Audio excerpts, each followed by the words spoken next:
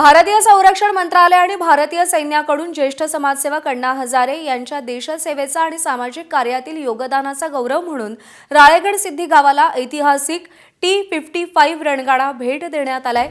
1960 साली हा रणगाडा सैन्यदलात दाखल झाला होता, तर 2011 साली हा रणगाडा निवृत्त झाला असल्याची माहिती आहे। 1865 आणि 1971च्या युद्धामध्ये या रणगाड्यानं भाग घेतलेला आहे। राळेगण सिद्धी इथे देशभरातून मोठ्या संख्येने पर्यटक येत असतात, त्यात युवकांची संख्या मोठी असते, त्यामुळे हा रणगाडा पाहून युवकांना प्रेरणा मिळेल असं सांगितलं जात आहे। आढावा घेतलाय सुनील भुंगळ यांनी। भारतीय संरक्षण विभाग आणि भारतीय सैन्य दलाच्या वतीनं ज्येष्ठ समाजसेवक अण्णा हजारे यांच्या देशसेवेचा गौरवाच्या अनुषंगाने जे आहे त्यांना एक रणगाडा जो आहे राळेगण सिद्धीला हा भेट म्हणून देण्यात आलेला आहे।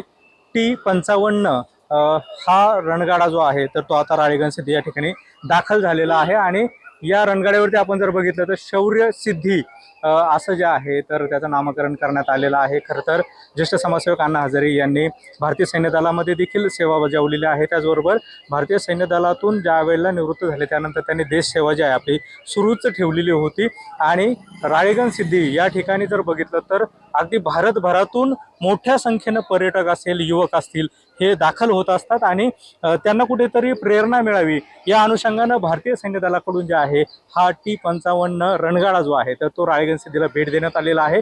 थोड्याच वेळात हा रणगाडा जो आहे तर तो ज्येष्ठ समाजसेवक अण्णा हजारे यांच्या उपस्थितीमध्ये राळेगण सिद्धी या ठिकाणी बसवण्यात येणार आहे। एकूणच युवकांना प्रेरणा देण्यासाठी हा रणगाडा जो आहे तो महत्त्वपूर्ण ठरणार आहे।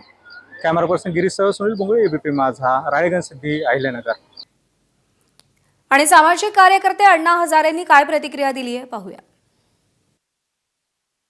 मी मागितलं नव्हतं, पण त्यांनी हे सगळं आमचं काम पाहिलं होतं, गावाने केलेलं काम पाहिलं होतं आणि त्याने म्हटलं होतं की एक जवान गावात आल्यानंतर कसं काम करतो हे, म्हणून त्यांनी त्याला रणगाडा तो बक्षीस म्हणून आता हे गावगावचे लोक अशा दर दिवस येतात, पाहतील, प्रेरणा घेतील, आपल्या गावात काम करतील।